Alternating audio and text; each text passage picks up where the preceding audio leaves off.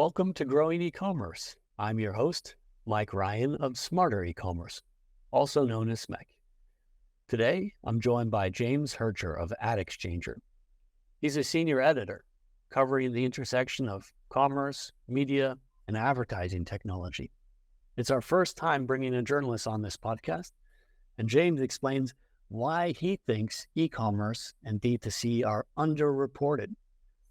We also talk through a range of topics, including the investor hype around AI overshadowing advertising, the challenges of getting issues addressed by players like Meta, why Amazon succeeds where Google fails by taking big risks, and the ongoing importance of human work in highly automated platforms. All right, let's get into it. Cool. So, James, thanks so much for joining us today. Sure thing. Glad to be here. Absolutely. You, right before the call, you were telling me you're on vacation in Cape Cod right now. I'm a Massachusetts guy myself, so I hope they're treating you kindly. Yeah. Well, I'm a Mets Giants fan, so I'm not in the like Jets Yankees hatred, although I guess like Giants and Pats have our own thing. But but yeah, it is like a running joke that whenever we come up here with New York plates, we're gonna get pulled over and Yeah. Yeah, well, I mean, most of our neighboring states call us like massholes, so yeah. we don't have the best reputation. Especially not for driving. And when I moved to Australia, I had to like relearn how to drive. But New York um, experience. but James, why don't you kick us off with a few words about yourself? You know, what are you interested in? What themes kind of interest you? What are your skills? Sure, my skills. I'm a fine juggler, but on this front, yeah. So I work at AdExchanger, reporter and editor, and have been covering data-driven advertising technology for 8-9 years now. A while came up really started with programmatic companies, and much more recently I'm on the sort of commerce retail beat. You know, I feel like they sort of trespassed on my terrain really and started coming into my like core DSP and ad tech area. And so, yeah, started with sort of getting into the retailers as they got into the DSPs and the categories, getting into D2C, sort of, you know, legacy CPG as they get a little more, you know, data sophisticated and into the ecosystem. So yeah, that I've kind of tracked all these companies in, and now really sort of find myself on the sort of grocery, retail, and e-commerce beat. Mm-hmm. Yeah, that's one of the reasons I wanted to have you on here, since, you know, this is, after all, the Growing E-Commerce podcast. And I mean, yeah, I'd love to hear anything that you want to tell us about like that evolution and on the DSP side and on this programmatic side.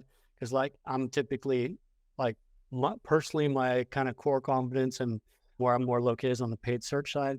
And I'm always really interested to hear more about how things are evolving in some of the parallel channels like programmatic. Well, we've always, you know, really as not to limit ourselves, we sort of define programmatic very broadly. I think probably when people are talking about like programmatic as a channel, they're really thinking like open web, third party ad tech buying, the sort of like the trade desk as the, you know, kind of like big image that everybody knows. And we think more of it as like data driven, kind of automated, machine led advertising. So yeah, that's really how like we think about it. Like we have like programmatic IO, and that's not really just like programmatic tech as people think about. We try to be more like, okay, think about this as like data-driven advertising. But I do think that this category in particular, aside from, as I said, just like trespassing on my native turf, is very interesting, clearly like a big burgeoning category. And it's one that I don't think has much reporting. Like in the programmatic space, there's this really like strong, vibrant field of publications. And, you know, if I'm chasing a story in programmatic, you know, it's really interesting and juicy. Like I know, you know, Digiday's on it, Ad Age, Adweek. Like I think, like I have a feeling of like Laura O'Reilly and Ronan Shields and like people who are like right behind me, you know, so there's always this like fire boiling under the kettle.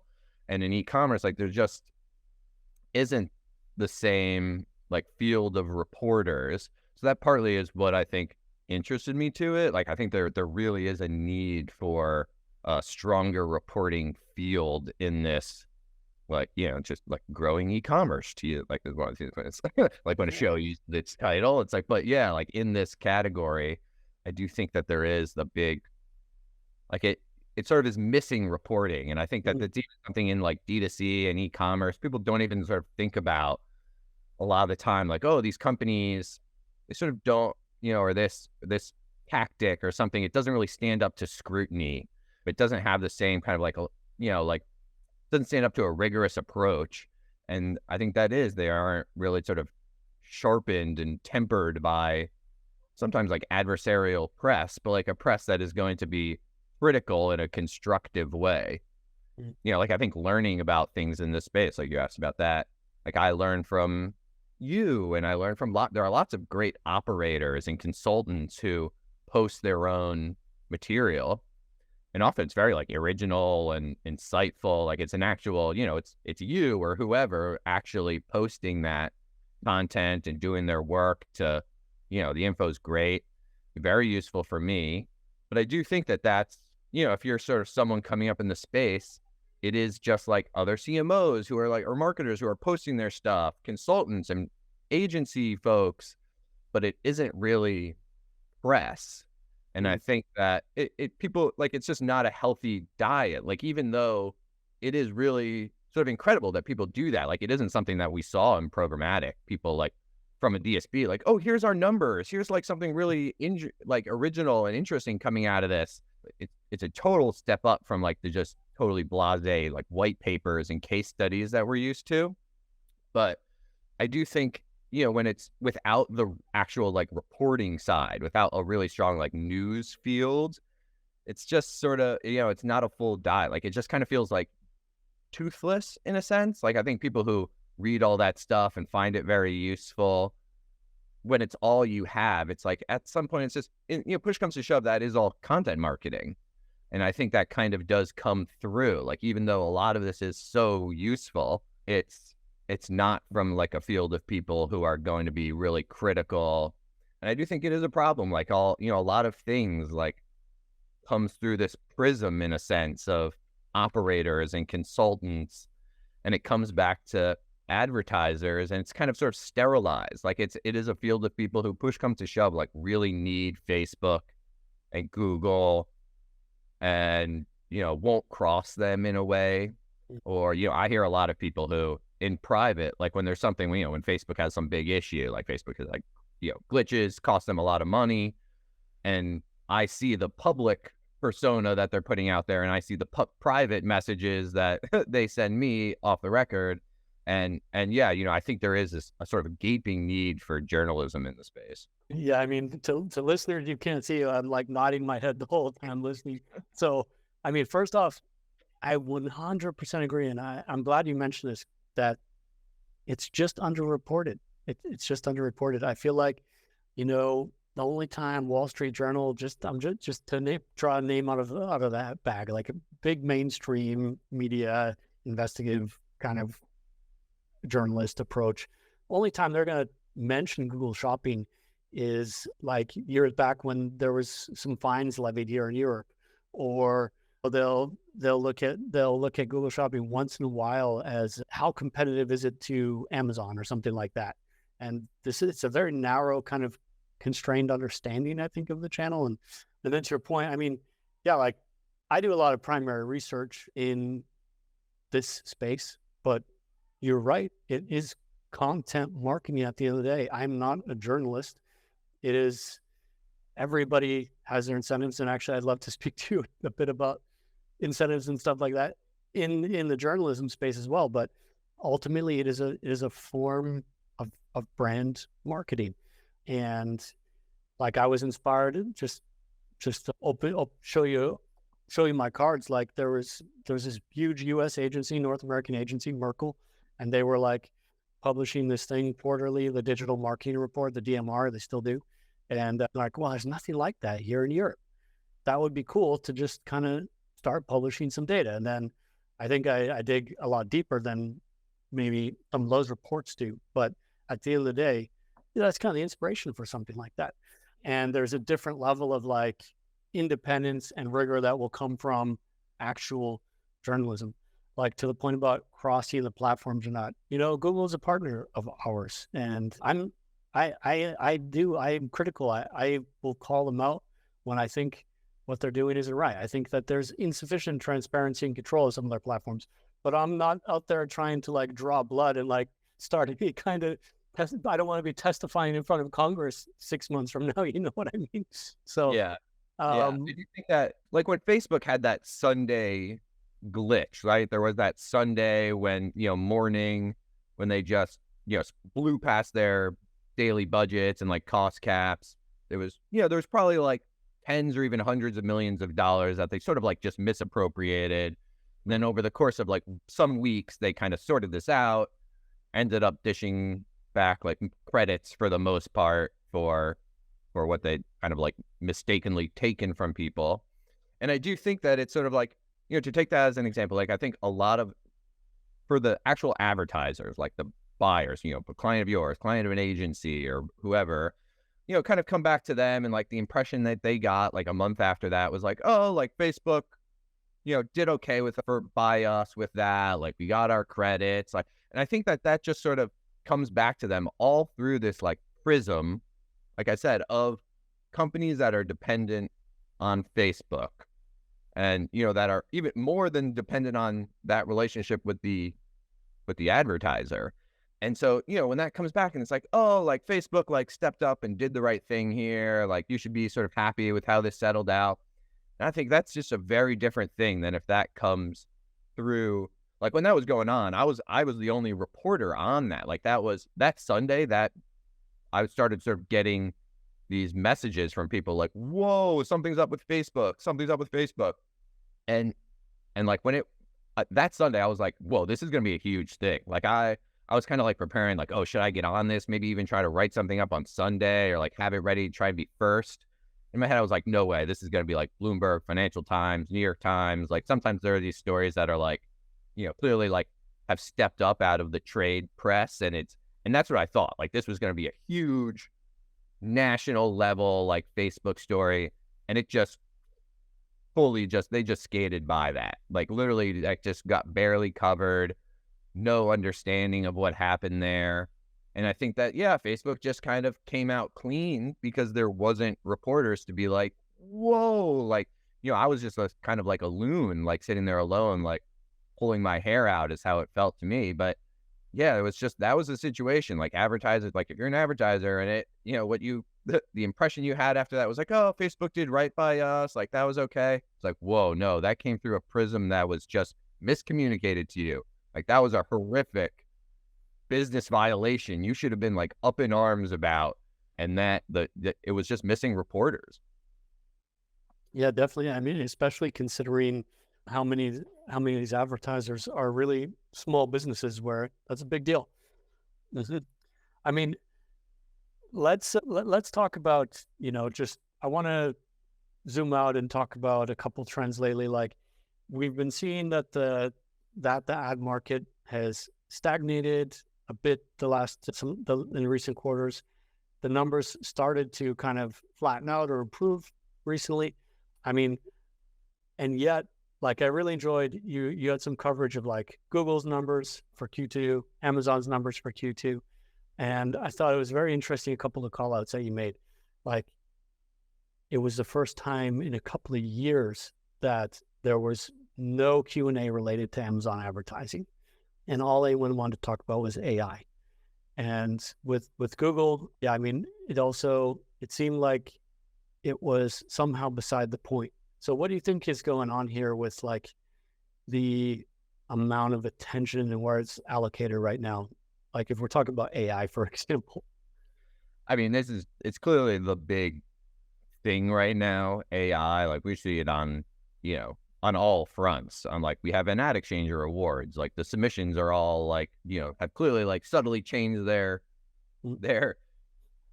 wording to be like, oh, like these like AI products, blah, blah, blah. And clearly that's where like the investor interest is. It was sort of funny, like Google, the the executives were sort of trying to like pull the conversation in other directions, and all the investors wanted to talk about was AI. And yeah, Amazon too. It was interesting that like Amazon advertising just didn't come up. Had a great quarter, great year, but yeah, just doesn't, like, I think it's just been swamped off the radar just by like AI and cloud stuff. I it I do think it clearly is not like, like I remember back in, I don't know, 2017 maybe it was, and I was like big on blockchain for like a year. I was like, oh, like I kind of feel like, okay, like I bid on that and just covered it, and that didn't really like phase out. That was like another big investor. I don't know, not quite mirage, but something like that. And then clearly there was the whole like crypto Web3 stuff. I do think it is more like it has already established itself as having more like true utility and use cases. Like clearly individuals at companies are using these products themselves in all sorts of ways, even inside from where like, like a company like about like Colgate, like going through a test with one vendor, but like clearly like just people are using these things to draw up memos, do little bits of like art, like all, just time saving things. And so, these are clearly going to stay. I do think that there's at some point, there's going to be like a tough reckoning, because the costs of all these things are sort of being covered right now. Like all these Amazon, Google Bar, like Microsoft, they're sort of in growth mode. And so almost like an Uber or a Lyft or something, like it's easy for something to just like blow out when they're in growth mode and they're just not operating profitably. Like at some point, they're going to just turn the dial, and then everyone's going to like, it's not going to be them covering the cost. It's going to be pushed on to other people. And I don't think people understand like truly the costs of the data that's being consumed here. So yeah, it's like at some point it's gonna be like, oh yeah, we're like testing these really interesting generative AI, and like all of a sudden you're like Snowflake or AWS bill is just through the roof, and you're like, whoa, what's going on here? So yeah, I do think that like that other shoe hasn't quite dropped. It's gonna be like a tough thing once everyone's like, these companies are getting everybody like used to these products and reliant on them, and then they're gonna turn the monetization levers.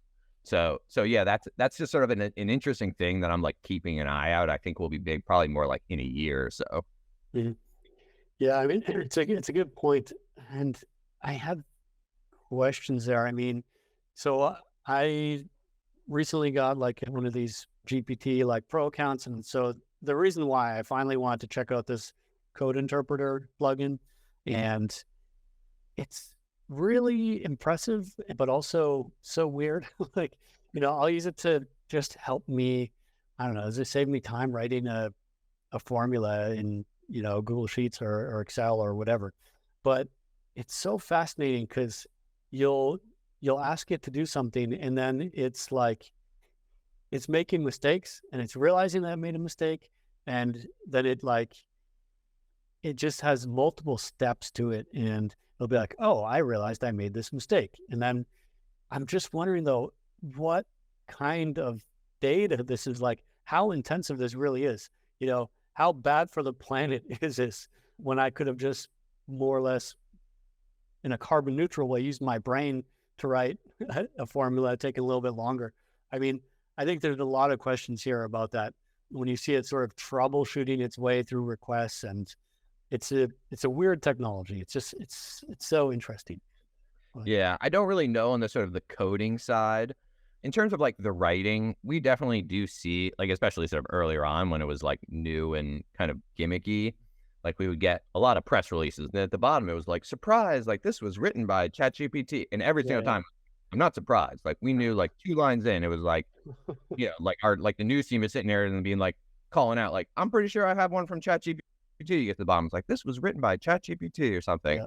And it's like, so it isn't really, there is a very like a kind of form, like it's not really original in a sense, like you can spot it, and it's just very blasé. Like no one really could write a good column for us. Like you couldn't really prompt it. Like he could sort of give you maybe an outline or sort of a starting point or something like that, but like it definitely would require a person to sharpen at all. Like, it's just picking up like very general sentences. Our executive editor, when it kind of came out, just as like a, learning experience, showed us how it, if you asked it to like, oh, like write a story about CTV in the manner of an ad exchanger article. Like, it's interesting. It clearly like goes back, read all the ad exchanger articles and says like, okay, here's the style of like ad exchanger, and picks up on some of our like copy style guide stuff that we do, words in particular that we use. So it's like, okay, that's interesting that it does like sort of learn, okay, here's an ad exchanger style, but it can't really give you a sharp article. It's just going to be generalities about CTV that it's just kind of like picked up somewhere else. Mm. Yeah, totally. I mean, I trained a model on some of my writing, and I don't know, it's kind of useless though. Like it didn't have knowledge or opinions, and it could sort of ape the style, but that was it. There's nothing really in there. But I mean, you mentioned that some CPGs are picking up this technology and running with this, and I mean, I think there was an example of Colgate-Palmolive. Was that the brand? Like they're getting into trying to like create listings out of this. Could you help us understand how, like, what use case is shaping up there, how it's getting used so far? I think that what they have in mind is sort of like dynamic product listing page type stuff, like really just starting with copy. And I imagine from there, they'll go on to the artwork. But yeah, I mean, it makes sense that if you know something about me, maybe you sort of shape the product description page a little bit. If you know, okay, I suspect that this person is like more interested in like the budget side of things, like more or, this person is like, we know they're interested in like the sustainability angle of this or something, like maybe you want to like, yeah, that sort of makes clear cut sense. It does sort of seem like a lot to just sort of say like, oh, you mean this is like sort of just doing like dynamic A/B testing of like copy on your product page. It kind of reminds me of like CDPs, like, oh, like another like new interesting technology that like burst onto the scene. It's sort of like, oh, you're just like triggering an email ad. Like it's not, it's sort of like it's not that interesting when you get into it. Like, is this really such like amazing innovation? But I do think, yeah, like it probably saves them a fair bit of like time and money when you don't need a person to, to do the intelligence or change the product pages or do the testing. But yeah, I mean, they're just going to like test this. I think, especially for a Colgate, like they're very conservative. Like they're very worried about feeding any information into it or anything like that.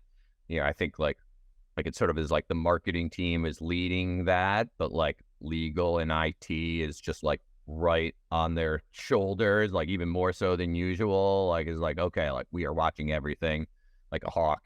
So yeah, like from the big code, that's how it's going to start. And I think it is mostly just like it's saving individuals time. Like that's mostly what it is. It's like a person who's like, instead of this taking me 15 minutes, it's going to take me 1 minute. So we'll see if it's able to like sort of step up from there. But yeah, I mean, I do think it is like, it's enough that a lot of like point solution type vendors probably in trouble, like a lot of, A/B testing, a lot of just sort of like basic point solution type stuff. I imagine it could eat up into that. Yeah, I imagine so as well. I mean, it's not that different. Like I can't remember which vendor is working on that, but Google is working on solutions like this too. They're working at like, yeah, okay, I don't think they're building out like landing pages or something like that, but they're working on basically different ways where your product feed can be fully automated. Also where like your ad copy can not only be just generated through AI, but also then on the fly, it can be dynamically adapted to a search query and stuff like that. And yeah, I think just AI, there are sort of like a couple different, like there's the sort of, like an individual using a service to create copy or like stock art or something like that, save themselves some time where normally they would sort of code something. And then there's this kind of like parallel track of like these products like Performance Max, Advantage Shopping. Like that's the other new, kind of like side along to that trend are these products that, I kind of like it just a sort of personal thing of mine is like AI, like the term just not being used correctly. Like really, we're talking about machine learning. This is just one of those things where it's like, okay, like I'm just probably going to lose on this one. And like AI is just going to like, we're just going to use AI to just as a term to describe these. Hopefully it just gets straightened out at some point. But yeah, these sort of AI led products, like if anything, that's where it's actually being productized the most. Like these little, these Colgate having a little test of this sort of Chat GPT licensed copy tool is like nothing compared to what they're feeding into Performance Max, like what they're just sort of handing over to Google or probably Facebook or, Amazon, all these products, like that's where all these things, all these platforms are headed. So I think even before any of these other like AI services pan out, all these companies will be like totally in on these AI or sort of machine learning based ad buying products that are taking that off their plate. Yeah, it's a good question about that. I can't honestly remember precisely where that border is between AI and ML, and which one we should be calling which. But yeah, I mean, it's clear that there's been a leap in maturity, and I think it snuck up on a lot of people. But at the same time, as you start to get familiar with that and the shock wears off, you see it a little bit differently. I don't know, like you were mentioning what's going to happen to some vendors in different spaces like A/B testing or whatever, but I also don't know what's going to happen to the vendors that are just, it's like your technology is just an API call to this completely commoditized infrastructure actually, because like anyone can basically make an API call to ChatGPT. Like in principle, it's about slapping a UI on it. I guess there's things you could do to enrich it with some exclusive data sources or something like that. But like to get kind of meta with it, in principle, I feel like if the technology is advanced enough, you could just ask it to write API calls for you and ask it to build a front end for you. You could just ask it to build the product for you. And I'm wondering how this whole category will get valued in the future, because it almost seems like it would eat itself if the technology really advances that far. But yeah, I mean, AWS I think will probably be like the furthest along there. Already is even, and I think I pretty recently wrote up AWS like coming up with like sort of off the shelf like identity resolution. Like there's a whole like point solution, a lot of investment there, and these sort of identity resolution companies, CDPs. And then, Amazon is just being like, okay, here's like one of the services you offer, like bang. Like I just said, this is just a total commodity now. So, and they'll just keep climbing up that ladder of services. Like, it's if you operate an identity graph, they're just going to make that, their own. If you do a data clean room, like independent data clean room, they're going to say, all right, that's just a commodity now. And yeah, I think they are, as it gets more sophisticated, they're just going to work their way up. Like, I think that's one of the things about like Amazon, like going back to, them in like the affiliate days. Like now that's done. Like I remember like people in the affiliate days, like we're going to keep trying to like make it work until until this disappears. Like they eat their way up the chain. And that's what happened. Everybody knew it was going to come, and they were sort of like riding this wave as long as it goes. So we'll see. Like if is the move just to like get bought by Snowflake or if you can make that work on your own. But yeah, like they need independent versions of this to work too. Like in the way that like YouTube like needs TikTok, because they just need to be able to point and be like, look, it's not just us. Like there's actually like there's in an antitrust way. Like they need to be great competition here. So yeah, with all these announcements, there'll be like a few like independent partners. That's what I wonder. Like, okay, is this like great or terrible for like a live brand? Not sure. Yeah, I know totally. I know totally what you mean. If you ever like visit Google's special page that they have about competition, I'm sure you've seen it before, where they're like, oh, it's so hard. It's harder now than ever before, and this is benefiting the costs and all this stuff, the unit costs. It's getting cheaper to advertise. Yes. But I mean, yeah, you mentioned AWS, Google Cloud. They're also on this with like their Vertex AI, and they've got like for the retail use case, they've got recommendation engine based on this AI. They've got retail search so that your on-site search can behave better. And again, they'll also just keep developing lots and lots of capabilities that are right now actually other product categories. Like there are on-site search providers, and they could, I don't know, they could get smoked maybe by Google's cloud offering, and then it Yeah, just the Google drives. Cloud, it's an interesting how it like breaks down because I was trying to like get into that. And this was sort of years ago, I think. And then like I was talking to Google Retail Cloud people because I was trying to find out, like trying to figure out like where do these search budgets land? Like it's not falling to Google advertising, it's falling into like the cloud. It's in a weird way. And they have a really like weird system, like the revenue, I mean, even by like Google black box standards, where it sort of is like calculator that takes into account like, okay, the data you use, like your Google Cloud, like your Google advertising, and it just kind of like comes up with a monthly bill. And so, yeah, it's hard to like like disentangle where these different like revenue, okay, like where search budget is falling now. It in the cloud, it's all going to go to the cloud. Like that sort of seems to be where that's headed to. I think it was probably like 5 or 6 years ago. I was like, oh, I kind of think I'm going to be, I was talking to my editor at the time, and like, I feel like I'm going to end up being like a cloud beat. Like we were having like a sort of general conversation about where, oh, like James, annual review, like where's your beat going? I sort of think like, I think like maybe in a few years, I'm going to be like a cloud advertising reporter. Like that sort of seems where it's going. This was before like Snowflake had like a media and advertising business. And it does, this was like at Google putting ads data hub, like they were kind of isolating the ad server in the cloud business. It does make more sense, but I do think it's also going to be like such an antitrust nightmare for these companies. Like there are a few like big Google brands, like, blue chip clients who for years now have just been building their identity set in Google, like in Google Cloud, because they're like, they were ads data hub, like pilot partners, they're all in. They're probably huge, like YouTube and search advertisers. So they're like really tied on. But at some point, maybe you're going to want to take your data, like, oh, like, we're switching AWS, like like Azure made us like a deal we can't say no to. And they're going to try and take their data out of Google, and it's going to be nothing. They're going to get the raw data that they put in 5 years ago, no enrichment, like nothing. It's going to be nothing addressable.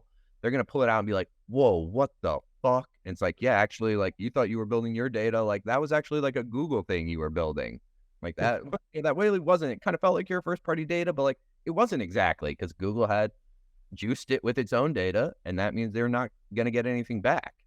So there are these very like interesting issues that I kind of foresee, like any kind of bundling of like advertising with Google Cloud business, like that's just going to send up red flags. I think that has happened in sort of to a degree, but yeah, like it's just going to be a very complicating factor as you get in with like retailers, especially, where it's like, how can you disentangle like the data costs, the data sales from like advertising budgets?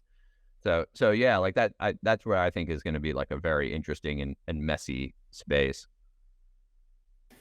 Yeah, I mean, that's a really interesting take, and I'm wondering, because I've often scratched my head about why Google didn't step more aggressively into like the retail media space, and like how is Criteo eating Google's lunch on retail media? Well, like how did this happen?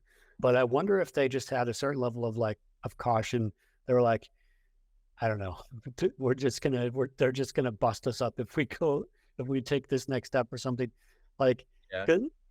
like also when you think about like that, they do then power a retail cloud function like retail search, on-site search. Maybe it's a way that they can still like, if an advertiser or if a retailer is like using that on-site search, and then they're building in their own kind of paid search functionality into there, like at least some of that is running through Google Cloud, and they get like a piece of the pie somehow. I don't know. But Yeah. I mean, I think on the just like data consumption, they're going to just keep that's just going to keep ripping in the background.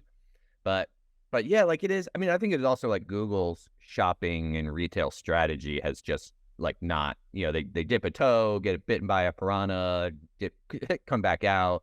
Like they've really tried tried to be like a marketplace themselves. No, try to be like they had like smart shopping. They were trying to sign like Walmart, Best Buy, and then like those big retailers kind of pulled out. Like Google's shopping page is often very like, aside from Amazon and like Temu, and then there's just like weird random sellers, even often in their like press releases, like it'd be like, okay, like who's like contributing a quote or something. It's just like some like weird merchant you've never heard of who just sells like custom hats or something like that. I was like that's pretty weird. And yeah, they just really, in a way, haven't had the appetite to get into just, fulfillment, payment processing, all that stuff. It's like, okay, it's like the third rail. Like that's where the power lives. Like that's how it works. But like, nobody wants to mess around. And I think that's almost like Amazon's advantage every step of the way. I think has been like Amazon has just like had the appetite to make these tough bets in fulfillment, in warehousing, delivery, media. Like that's, Walmart is just so like nervous about like, oh, like Walmart should have bought Roku, should have bought Pinterest. Like, just didn't really like think of themselves as a media player. Whereas Amazon was just like, okay, we're going to take this step. And they kind of, they'll like, Amazon has a lot of like bravery almost in just like making those bets. Google, like, I don't know, like we've kind of kicked around the idea of like, if the AI gets smart enough, maybe Google should just try and be like a shopping assistant or something like that. Yeah. I think there's a lot of like browser extension and like email kind of company honey and other services that would like try and be that. Like that's what they would love to be, I think. And it would make perfect sense for Google. But yeah, like how, they really have not seized the opportunity that seems like it's before them in retail media. Like it does, like Curtail, like it, there's an example of like, damn, like they managed to just like live through retargeting, just dying, and this retail media stuff kicked out just in time for them to be like, oh wow, like we're actually perfectly positioned, we're great. That gets bought too by an agency, kind of like knocks off the company that's like right in their rear view mirror, like hounding them, and all. It's like, oh, like okay, like they're a holding company now, so all these other holding companies are going to come to like it all worked out nicely for Criteo. They're an interesting one. Like I've sort of thought of them as like this Schrodinger's cat kind of company for a while. Like they had all those short sellers, like they were weathering this sort of fraud claim that an investment house was putting forward because they were shorting the company. And it was this question of like, okay, are they like a profitable, sustainable business? Because for a while their market cap was like below the cash on hand. Like everyone just thought they were going to zero. It's like, okay, either this company is going to emerge much stronger than they seem, or they're just dead. So yeah, like I think that this came out well for them. Yeah, we opened the box and the cat was still alive. Yeah, we were talking to like Megan Clarkin, she's the CEO there now, but she was kind of taking over. I mean, at this terrible time, like it was, she was going from Nielsen's watch business at the time. It was like, oh my God, like just going from the frying pan into the fire, like the least, like what would you not want to do in like the entire like world of online advertising? It's like, oh yeah, I would like, Nielsen's watch business and Criteo. So yeah, it was like, but hats off to her. Took the tough job like Amazon. It's like, all right, I'll take this bite. Yeah, I mean, good points you made there. Google has kind of done these like half measures, and and they've never really gotten into those operational nitty gritty kind of areas. Yeah, they just never committed. They're like, okay, well, we'll see what it's like doing, customer service and being a marketplace. And it's like, nope, no appetite for that. This is all like everything that you've mentioned just hinges on last mile in one way or another. And they've never been a last mile company. And that, and that's a big topic. Like people always saying like, is Google trying to kill off agencies or blah, blah, blah. But agencies do an awful lot of last mile work for Google, and until they can, it's tricky for them. But I mean, I think anything where like a human really like has a very strong role, like, fulfillment, like, it's not a drone, it's not a machine doing it. Like anywhere where there is like a human, that's a problem for Google. That's just like where Google kind of sees that and I think gets out of it. And I think like agencies, like they don't want to get into services. Like they don't want to be in services at all. Like they used to have like measurement services. I covered odometry, which they bought, and they were big in like attribution services. And they're like, no, like we're just done. Like all this like human hand holding. Like if it's not a machine that we can like program, this isn't something we could do via an API port. We don't want to do it. And I think that sort of is the opportunity for all these, services on top of Google. Yeah. Yeah. I mean, I think they would love to just become really much more of basically like a SaaS-like, low touch SaaS kind of offering. And where there's basically CSM-like kind of function out there. And, CSM one too. Yeah, it's very easy because it's like, oh yeah, we're getting rid of a lot of people. So that's what investors have wanted to see for the past like 18 months. Yeah, but that's ultimately, as a CSM, you drive feature adoption, you ensure retention, and that's not exactly like the relationship with agencies is just, I think, not agencies are not Google's CSMs, and that's where this friction kind of comes from. But one thing I just want to mention earlier, because you mentioned you were mentioning Pinterest, and oh man, it just must hurt because like Bill Reddy, I think he was trying, like his title was commerce and payments, and of course with his background, of course, payments is in there. But, I think the buy on Google program where they were really trying to switch to this, kind of becoming their own marketplace. And I think that was largely his initiative. And there could have been something really sweet there in terms of getting Google Pay prominently placed, whatever the case might be. But then just, seeing Bill Reddy move on to Pinterest, and then Pinterest and Amazon getting cozy. It's just like misconnections. Yeah. Pinterest is it's sort of an interesting one because there's like a lot of shopping intent. I'm not sure what their sort of user levels and engagement are at this point. I haven't really checked in, but that was an interesting one. Like Pinterest clearly, Pinterest sees the sort of retail media opportunity, I think, for itself. When their Amazon partnership was very interesting because it's it's third party visibility. Like they're allowing Amazon advertisers to reconcile like a Pinterest ID to an open web ID if they're using Amazon. And I've seen that with the retailers. Like I've been surprised, shocked even. Like I would have thought all these retailers would be going and like a Pinterest following like the walled garden model, like fully, fortressifying. And yeah, like we're seeing Pinterest say with other platforms that are, not like the Trade Desk say, but a first party data operator that has an ad business that you can just sort of plug into a privacy safe way. Yeah, we're going to allow it. Like in Macy's, it's I sort of was shocked to discover Macy's, Albertsons, Walgreens. I would have thought that those are conservative legal teams. It wasn't, I wouldn't think the marketing would be the holdup, but I was amazed that it's oh wow, they're going to allow the Trade Desk to reconcile a Macy's ID against an open web ID. And I just didn't think that they were ever going to do that. So yeah, maybe that is maybe things will open up. I think that would be a really cool unlock for, certainly for programmatic companies, but maybe for for these retailers, because it's not Macy's just isn't going to, even if Macy's is huge, how are you going to get insurance companies? There's lots of interesting things. Macy's has a wedding registry. There's also, home lenders would love to use that or something like that, but they need something else. They have, they have Ralph Lauren contacts, not ad industry. So I think that there is clearly this huge opportunity there, but yeah, I don't know. How much do we get in, and does that just keep opening up more?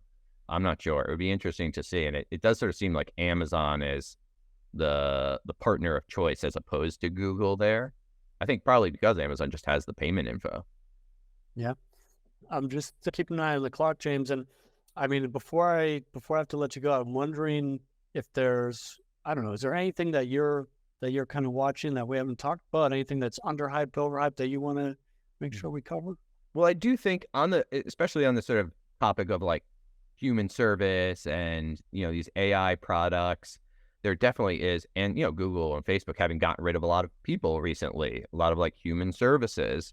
I do think that with this big, just like just whooshing adoption of Advantage Shopping, Performance Max, there is this problem of like, okay, we're letting these systems go, but we've got rid of like the customer service and support. Like, I think we saw that when the Facebook glitch happened, and, advertisers who spend tens of millions of dollars a year, agency buyers who spend hundreds of millions of dollars a year, just like can't find a person to get back to them. Like, obviously the customer service chatbot solution instead is not solving anything. It's just giving you like a generic, like, oh, we'll look into that.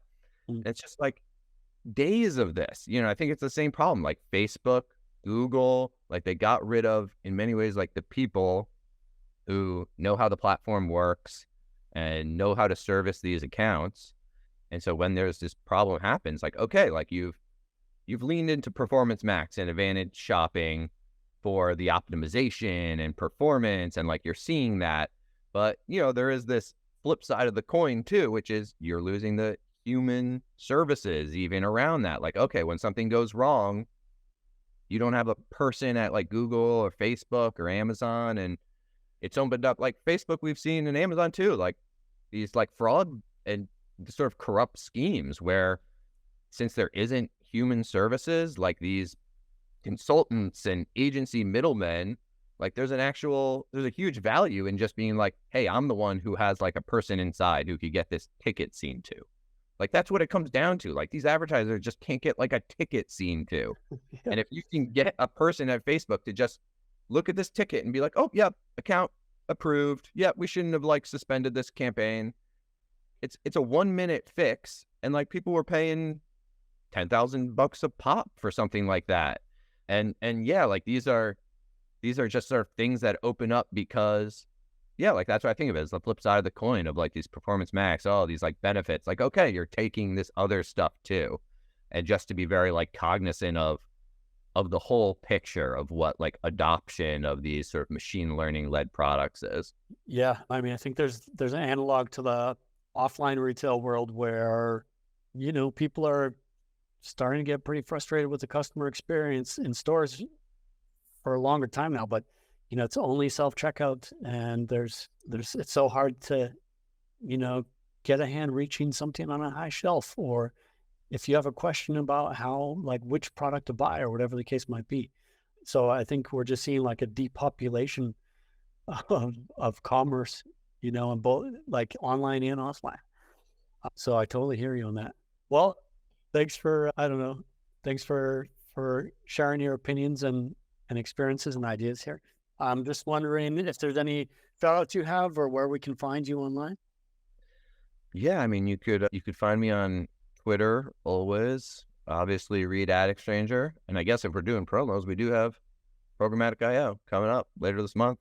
Look into it, or in a month, in New York. So, yeah, I'll be there if you are. And definitely, if you have something interesting, like most of the interesting, like really cool stories, and the background that I need comes from like people, I make golf clothes, I make custom, I'm a small personal like Shopify and Facebook merchant, so I'll just sort of give the shout out to, a D2C company, mid-level marketer, like you have the interesting information and perspectives. And if there's something you see that I should know about, I mean, hit me up on email, James at Ad Exchanger, or Twitter, or Signal, if you're not comfortable sending it on Twitter, which I hear more often now. Yeah, I believe that. Yeah, well, DMs are open, and yeah, I mean, I've chatted with you before, James, too, and always really great to speak with you. And I love your stuff, by the way. Always has a humorous edge to it, I'd say, which I really appreciate. I also, by the way, shout out to the illustrations on Ad Exchanger. They're just so awesome. Oh yeah, Neil did those for a long time. He hung up his hat like a month and a half ago. We've got a guy named Kevo, but yeah, that started with John, the publisher, founder of Ad Exchanger. He had a cartoonist before he had Zach Rogers was his first editorial hire, like 10 plus years ago, way back when, and it was that same guy, Nate, forever. He was great to work with. I think it was like a cool little thing about Ad Exchanger, like it's something that all these, like I see like Digiday, Ad Age, Adweek, they all did like brand redesigns and site redesigns, and they all clearly were like looking at the exact same bit of market research. Like I don't know if they were all using the same vendor, but like everything's the same. Like the font's the same, the graphics, they're using the same kind of stock. And it's been a cool little thing of like Ad Exchanger. If I'm like, oh, I need a little bit of like illustration for this story, shoot something innate. And it almost has this like campy, nostalgic feel, I think, like Ad Exchanger's really like unchanged style. So yeah, no, good shout out to Nate Yeah. in the comics and all that. Well, it feels like newspapery in a positive way. And I think I think Ad Exchanger has a great look and feel in the writing too. So definitely. Yeah, right on. Check us out. Yeah, definitely check out Ad Exchanger. And thanks again, James, for joining us. Right on. Appreciate it. Love the show. Thank you. Thanks for listening to Growing E-commerce. And if you enjoyed this podcast, please consider sharing it with coworkers, friends, or within your professional network. We really appreciate it. This podcast is produced by Smarter E-commerce, also known as SMEC. To learn more, visit smarter-ecommerce.com.